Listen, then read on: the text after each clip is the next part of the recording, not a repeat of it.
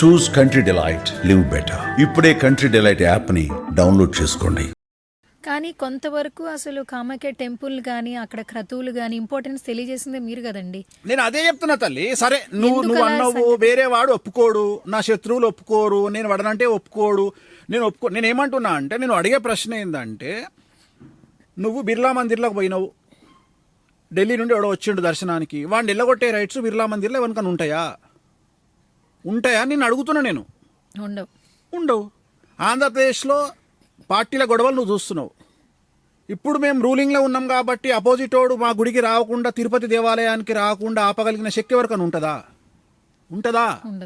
మరి ఇంత హంగామా జరిగే ఆంధ్రప్రదేశ్లోనే లేకపోతే కామాఖ్యలు ఎట్లుంటది? కానీ గురుగారు, ఇదే ఇన్సిడెంట్ తెలంగాణలో జరిగింది అనుకో, నా సెక్యూరిటీ పొట్టుగా కొడతారు. తీసినోని అంటారు, వచ్చిన వాళ్ళని అంటారు.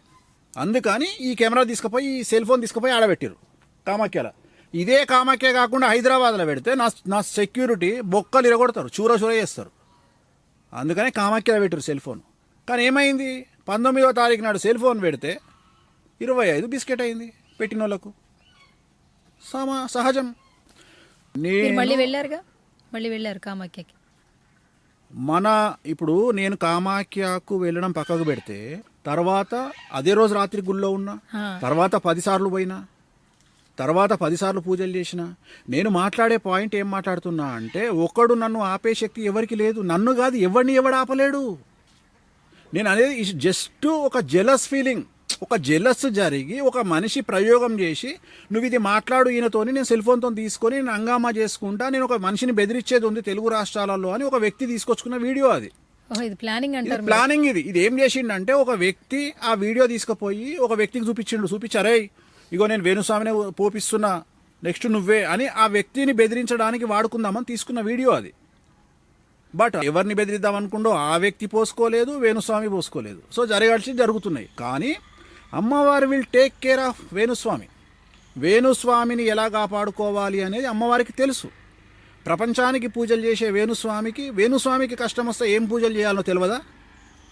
నేను ఎలాంటి వ్యక్తిని అంటే, నీ జ్యోతిష్యమే బాగుంటే నువ్వు జ్యోతిష్యం ఎందుకు చెప్పుకుంటావు? అరే, వేణుస్వామి జ్యోతిష్యం బాగుంది కాబట్టే వేణుస్వామి ఇవాళ ఆస్ట్రాలజీల కింగు.